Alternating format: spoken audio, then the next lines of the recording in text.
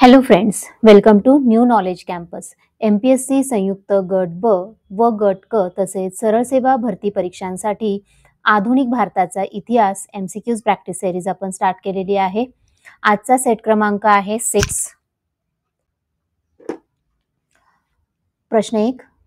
ब्रिटिशांनी बंगाल प्रांत जिंकून ब्रिटिश ईस्ट इंडिया कंपनीची भारतातील सत्तेची मुहूर्तमेढ रोवली.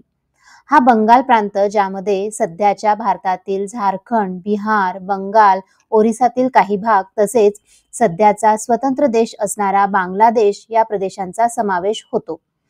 हा बंगाल प्रांत कोणत्या मुघल बादशहाच्या काळात स्वतंत्र आणि स्वायत्त होऊन मुघल प्रदेशातून बंगालच्या नवाबाच्या नेतृत्वाखाली आला. याबाबत पुढीलपैकी सर्वात योग्य पर्याय ओळखा. पर्याय आहेत: 1. बहादूर शाह पहिला, 2. जहादर शाह, 3. फारुखसियार आणि 3. मोहम्मद शाह. योग्य उत्तर आहे पर्याय क्रमांक 4 म्हणजे मोहम्मद शाह.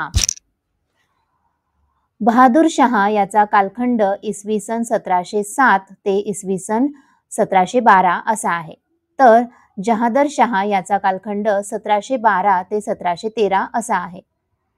फारुखसियार हा इसवी सन 1713 ते 1719 या कालावधीत मुघल सत्तेच्या गादीवर होता, तर इसवी सन 1719 ते 1748 या कालावधीत मोहम्मद शाह हा सत्तेवर होता. मोहम्मद शाह हा सर्वात आळशी व व्यसनी असा मुघल बादशाह होता. आपल्या या कालखंडात त्याने राजसत्तेकडे दुर्लक्ष केले. संपूर्ण वेळ ऐशाराम, दारू, अफू, गांजा यांचे सेवन करण्यात घालविले. परिणामी त्याच्या कार्यकाळात मुघलांच्या ताब्यातील अनेक प्रदेश स्वतंत्र व स्वायत्त म्हणून त्या शासकांनी घोषित केले. अशा प्रकारे मुघल सत्तेचा शेवट होण्याची सुरुवात या कालावधीत झाली. म्हणून काही इतिहासकार मोहम्मद शाह यास रंगीला मोहम्मद असे म्हणून देखील ओळखतात. प्रश्न क्रमांक 2. पुढीलपैकी कोणत्या युद्धात फ्रेंचांचा संपूर्ण पराभव ब्रिटिशांनी केला? या युद्धानंतर फ्रेंचांचा भारतातील एक व्यापारी आणि लष्करी शक्ती म्हणून ऱ्हास होण्यास प्रारंभ झाला. ऑप्शन्स आहेत: 1. बेरडराचे युद्ध, 2. सेंट थॉमची लढाई, 3. वांदिवॉशचे युद्ध आणि 4. यापैकी नाही. योग्य उत्तर आहे पर्याय क्रमांक 3 म्हणजे वांदिवॉशचे युद्ध. इसवी सन 1748 मध्ये सेंट थॉमची लढाई झाली. ही लढाई अकाटचा नवाब आणि फ्रेंच ईस्ट इंडिया कंपनी यांच्यामध्ये झाली. 1759 या युद्धात ब्रिटिश व डच यांच्यामध्ये लढाई झाली. याद्वारे ब्रिटिशांनी डचांवर विजय मिळवून आपले सैनिकी आणि लष्करी वर्चस्व सिद्ध केले. इसवी सन 1760 वांदिवॉश चे युद्ध, या युद्धामध्ये ब्रिटिशांनी फ्रेंचांचा संपूर्णपणे पराभव केला. याचा परिणाम म्हणून फ्रेंचांचा भारतातील साम्राज्य विस्तार मर्यादित झाला. यामुळे भविष्यात ब्रिटिशांचे वर्चस्व अप्रत्यक्षरित्या फ्रेंचांनी मान्य केले असा याचा अर्थ होतो. या लढाईद्वारे ब्रिटिशांनी अजून एका युरोपियन सत्तेला स्पर्धेतून बाद केले. पुढचा प्रश्न क्रमांक 3. ब्रिटिश सरकारने भारतातील कामगारांसाठी विविध कायदे मंजूर केले. विशेषतः कामगार कल्याणासाठी देखील या सरकारने अनेक कायदे मंजूर केले. या कायद्यांना कंपनी ऍक्ट असे देखील म्हटले जाते. या पार्श्वभूमीवर ब्रिटिश सरकारने केलेला पहिला भारतीय कंपनी कायदा कधी केला? पर्याय आहेत: 1. 1872, 2. 1881, 3. 1891 आणि 4. 1885. योग्य उत्तर आहे पर्याय क्रमांक 2 म्हणजेच 1881. इसवी सन 1872 मध्ये गव्हर्नर जनरल लॉर्ड मेयो यांच्या कार्यकालामध्ये देशातील पहिली जनगणना करण्यात आली. इसवी सन 1881 मध्ये भारतातील कामगारांसाठी पहिला भारतीय कंपनी कायदा मंजूर करण्यात आला. सन 1891 मध्ये भारतातील दुसरा कंपनी कायदा मंजूर करण्यात आला. अशा प्रकारे भारतातील कामगारांसाठी व कामकाज नियमनासाठी ब्रिटिश सरकारने 19व्या शतकामध्ये कायदे करून या क्षेत्रात सुधारणा करण्याचा प्रयत्न केला. प्रश्न क्रमांक 4. भारतीय राष्ट्रीय काँग्रेसचे पहिले अधिवेशन 28 ते 31 डिसेंबर 1885 मध्ये मुंबई येथे पार पडले. या अधिवेशनाला देशभरातून अनेक गणमान्य व्यक्ती, नेते आणि ब्रिटिश अधिकारी देखील हजर होते. या अधिवेशनासाठी अनेक मराठी नेते देखील जातीने हजर होते. या पार्श्वभूमीवर पुढीलपैकी सर्वात योग्य पर्याय निवडा. अ. काशीनाथ त्र्यंबक तेलंग, ब. गोपाळ गणेश आगरकर, अ. महादेव गोविंद रानडे, ड. रा.गो. भांडारकर. पर्याय दिलेले आहेत. 1. अ आणि ब बरोबर आहेत. 2. ब आणि क बरोबर आहेत. 3. अ, ब आणि क बरोबर आहेत. 4. अ, ब, क आणि ड बरोबर आहेत. योग्य उत्तर आहे पर्याय क्रमांक 4, म्हणजेच या अधिवेशनासाठी काशीनाथ त्र्यंबक तेलंग, गोपाळ गणेश आगरकर, महादेव गोविंद रानडे आणि रा.गो. भांडारकर हे सर्व उपस्थित होते. काशीनाथ त्र्यंबक तेलंग हे अधिवेशनाचे स्वागताध्यक्ष होते. महादेव गोविंद रानडे काँग्रेसच्या स्थापनेपूर्वीपासूनच सामाजिक आणि राजकीय चळवळीत सक्रिय होते. रा.गो. भांडारकर हे प्रतिष्ठित इतिहासकार आणि समाजसुधारक, ते या अधिवेशनातही सहभागी होते. प्रश्न क्रमांक 5. गांधीजींनी भारतात चालवलेल्या अनेक चळवळींपैकी खिलाफत चळवळ ही एक महत्त्वपूर्ण चळवळ मानली जाते. या चळवळीच्या माध्यमातून हिंदू मुस्लिम ऐक्य स्थापित करण्याचा प्रयत्न महात्मा गांधीजींनी केला. या पार्श्वभूमीवर काँग्रेस पक्षाने कलकत्ता येथे एक विशेष अधिवेशन बोलवले होते. या विशेष अधिवेशनाचे अध्यक्ष कोण होते? पर्याय आहेत. 1. Annie Besant, 2. Doctor George Yule, 3. Lala Lajpat Rai, 4. Saifuddin Kitchlu. योग्य उत्तर आहे पर्याय क्रमांक 3, म्हणजेच लाला लजपत राय. 4 सप्टेंबर 1920 रोजी कलकत्ता येथे काँग्रेस पक्षाचे विशेष अधिवेशन बोलवण्यात आले. या विशेष अधिवेशनाचे अध्यक्षपद लाला लजपत राय यांच्याकडे देण्यात आले होते. या विशेष अधिवेशनामध्ये गांधीजींच्या प्रेरणेने निवडणूक बहिष्कार विषयक ठराव मंजूर करण्यात आला. इसवी सन 1920 मध्येच काँग्रेस पक्षाचे जे सर्वसाधारण अधिवेशन झाले ते नागपूर येथे पार पडले होते. प्रश्न क्रमांक 6.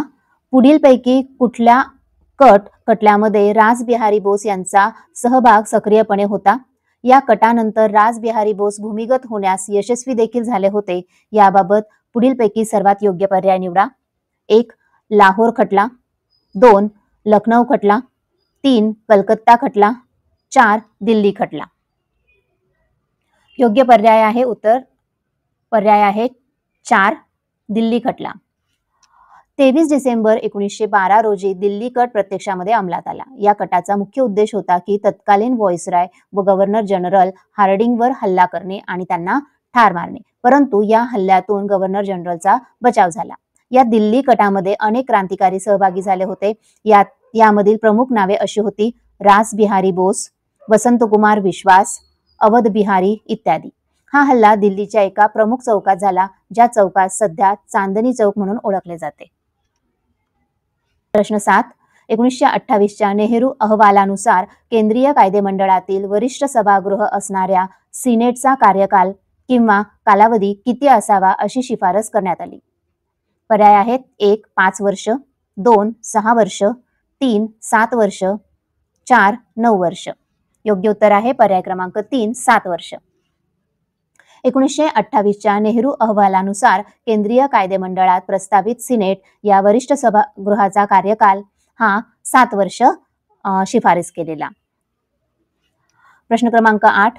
उत्तर बंगालमधील साम्यवादी विचारसरणीच्या उमेदवारांनी बंगालमधील भूमिहीन बटाईदारांना म्हणजेच शेअर कॉर्पर्सना संघटित करून कोणती चळवळ उभी केली?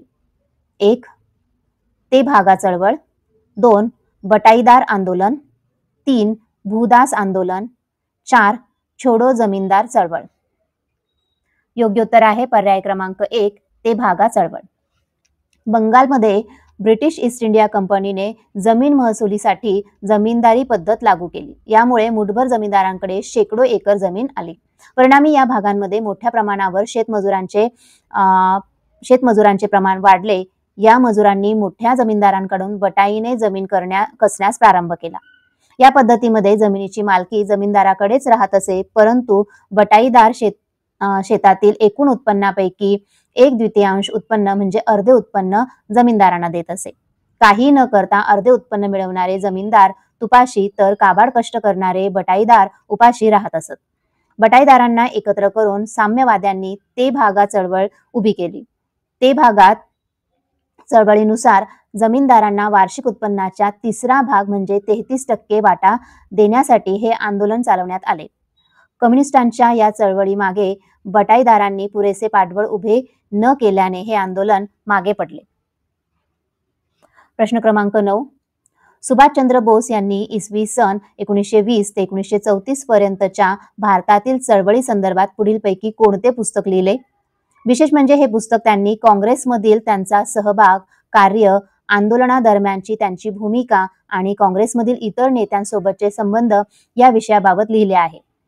याबाबत पुढीलपैकी सर्वात योग्य पर्याय निवडा. ऑप्शन्स आहे 1. My years in Congress, 2. The Indian struggle, 3. On the way to freedom, 4. Gandhi and I. योग्य उत्तर आहे पर्याय क्रमांक 2 म्हणजे the Indian struggle. Subhashchandra Bose यांनी द इंडियन स्ट्रगल हे पुस्तक आपल्या काँग्रेसमधील कार्यकालाबाबत लिहिले आहे. हे पुस्तक भारतात प्रसिद्ध करण्याऐवजी 1935 मध्ये त्यांनी हे पुस्तक लंडन येथे प्रकाशित केले. विशेष म्हणजे या पुस्तकाचा काही भाग त्यांनी युरोपमध्ये असताना लिहिला. काँग्रेसमधील दिग्गज नेत्यांशी झालेल्या मतभेदावरून पुढे त्यांनी काँग्रेस पक्ष सोडला आणि फॉरवर्ड ब्लॉक नावाचा नवीन राजकीय पक्ष स्थापन केला.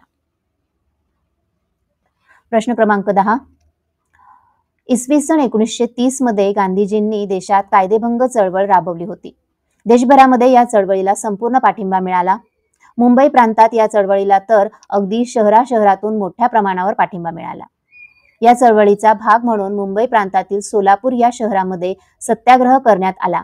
या दरम्यान सत्याग्रहींनी मोठ्या प्रमाणावर सरकारविरोधी निदर्शने केली आणि काही प्रमाणात सरकारी संपत्तीचे देखील नुकसान केले. परिणामी सरकारने लष्कराला देखील पाचारण केले होते.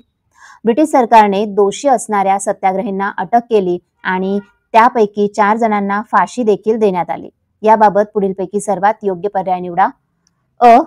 मल्लप्पा धनशेट्टी व श्रीकृष्ण सारडा, ब. कुर्बान हुसेन व जगन्नाथ शिंदे, क. विजय साळी व मल्लप्पा धनशेट्टी, ड. कुर्बान हुसेन व नुसरत इनामदार.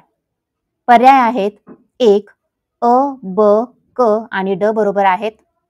2. अ, ब आणि क बरोबर आहेत. 3. अ आणि ब बरोबर आहे. 4. क आणि ड बरोबर आहेत. योग्य उत्तर आहे पर्याय क्रमांक 3 म्हणजे अ आणि ब बरोबर आहेत. मल्लप्पा धनशेट्टी व श्रीकृष्ण सारडा, कुर्बान हुसेन व जगन्नाथ शिंदे असा योग्य पर्याय येतोय. संविनय कायदेभंग चळवळी दरम्यान सोलापूर शहरामध्ये लष्कराला पाचारण करण्यात आले. 16 मे 1930 रोजी सोलापूर येथे लष्करी कायदा लागू करण्यात आला. यास मार्शल लॉ असे देखील म्हणतात. सोलापूर येथील या चळवळीमध्ये कामगारांचा विशेष सहभाग होता. या चळवळीचे नेतृत्व समाजातील विविध घटकांनी केले. यांचे प्रमुख नेते मल्लप्पा धनशेट्टी, श्रीकृष्ण सारडा, जगन्नाथ शिंदे आणि कुर्बान हुसेन हे होते. यांना 1931 मध्ये येरवडा जेलमध्ये फाशी देण्यात आली. अशाच MCQ सिरीजसाठी लाईक करा, शेअर करा आणि सबस्क्राईब करा न्यू नॉलेज कॅम्पसला. धन्यवाद.